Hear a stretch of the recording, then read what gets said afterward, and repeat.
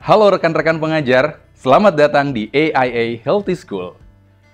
Program persembahan AIA Indonesia yang bertujuan untuk mendorong sekolah di tingkat SD dan SMP menciptakan lingkungan belajar yang lebih sehat. AHS berfokus pada 4 pilar utama, makan sehat, gaya hidup aktif, kesehatan mental, serta sehat dan lestari. 4 pilar ini diterapkan pada materi pembelajaran atau modul yang dapat diakses baik oleh para guru maupun masyarakat umum. Selain memberikan panduan pembelajaran, AHS juga menyelenggarakan kompetisi untuk sekolah membuat proyek yang terkait dengan hidup sehat di lingkungan sekolah. Program AIA Healthy School sejalan dengan gerakan sekolah sehat dari Kementerian Pendidikan Dasar dan Menengah yang berfokus pada sehat bergizi, sehat fisik, sehat imunisasi, sehat jiwa, dan sehat lingkungan Bapak Ibu. Pernahkah rekan-rekan bertanya, apa yang bisa kita ubah untuk membuat sekolah lebih sehat? Terkadang, jawabannya tersembunyi di balik masalah yang sering kita abaikan. Untuk itu, mari kita mulai dengan langkah pertama, yaitu tahap find. Di tahap ini, kita akan menggali lebih dalam mencari tahu masalah apa yang perlu kita selesaikan agar sekolah kita bisa menjadi tempat yang lebih sehat dan menyenangkan. Langkah pertama yang rekan-rekan bisa lakukan adalah memetakan kondisi kesehatan di sekolah. Gunakan alat bantu seperti analisis SWOT, yaitu strength, kekuatan, weakness, kekurangan, opportunity, peluang, dan threat, ancaman. SW atau strength dan weakness dapat membantu rekan-rekan pengajar mengidentifikasi kekuatan dan kekurangan yang dimiliki oleh internal sekolah. Sedangkan OT atau opportunity dan threat dapat membantu rekan-rekan pengajar memetakan peluang dan ancaman dari luar lingkungan sekolah yang berpotensi mempengaruhi kesehatan sekolah. Misalnya, strength atau kekuatan. Metode pengajaran yang dimiliki oleh sekolah X selalu mendorong partisipasi siswa atau siswi dan orang tua secara dua arah. Weakness atau kekurangan. Fasilitas sanitasi dan kesehatan kurang memadai, serta kebiasaan jajan sembarangan yang dilakukan murid.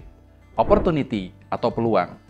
Adanya dukungan orang tua memiliki kesempatan untuk bekerja sama dengan penyedia layanan kesehatan dan mengedukasi kesehatan mental untuk para siswa.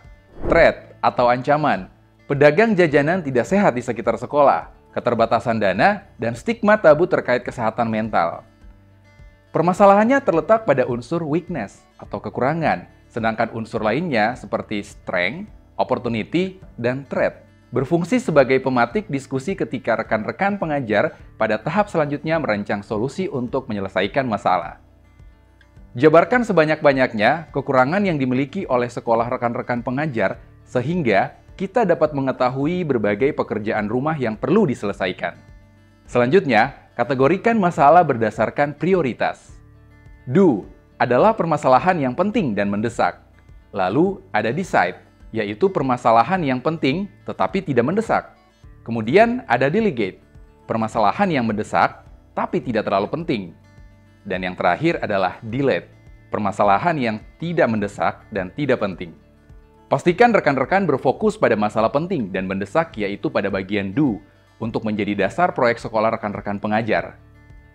Hal ini penting agar proyek sekolah yang nantinya akan rekan-rekan pengajar rancang ini benar-benar relevan dengan permasalahan yang aktual yang saat ini terjadi di sekolah. Dan yang paling penting, jangan lupa pahami akar penyebabnya seperti apa yang menjadi penyebab masalah tersebut dapat terjadi. Apa yang menyebabkan murid di sekolah sering sakit? Apa yang menyebabkan murid di kelas sering mengantuk? Apa yang menyebabkan murid sering terlihat stres dalam belajar? Dan berbagai permasalahan lainnya. Setelah mengetahui masalah prioritas, saatnya menentukan tujuan. Tanpa tujuan yang jelas, kita seperti berlayar tanpa arah. Jadi, rekan-rekan harus dapat menetapkan tujuan dengan spesifik dan realistis sehingga mudah dipahami dan dapat dicapai. Misalnya, jika permasalahan yang dihadapi adalah siswa sering sakit atau mudah terinfeksi penyakit, penyebabnya mungkin dikarenakan pola makan yang tidak sehat atau kurang gizi. Dengan mengetahui penyebab dari permasalahan yang dihadapi, membantu kita untuk mengetahui apa tujuan kita dan hasil apa yang ingin dicapai.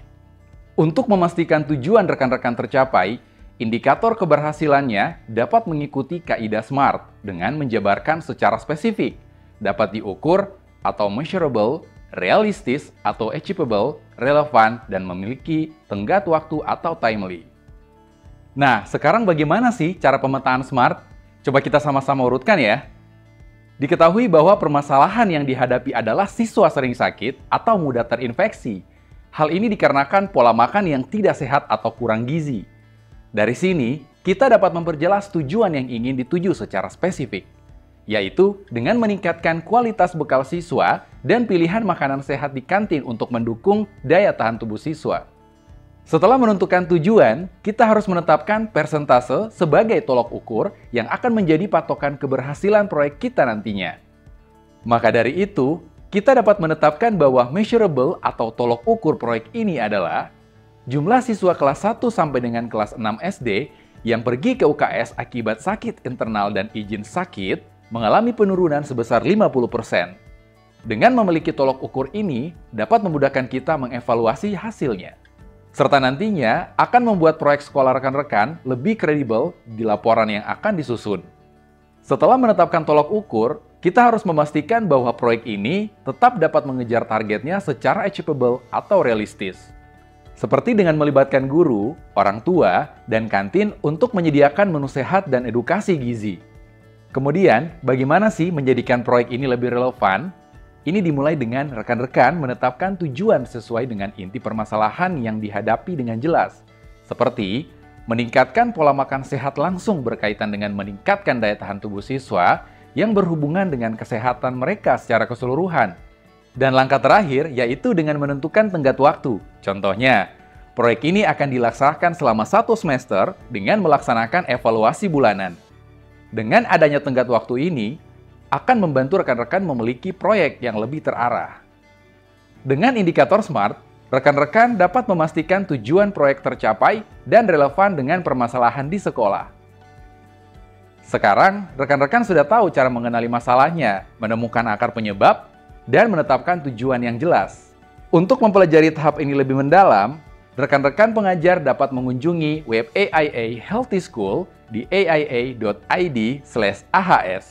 Langkah kecil ini adalah awal dari perubahan besar.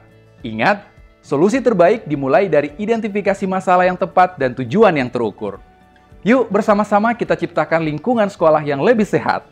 Sampai jumpa!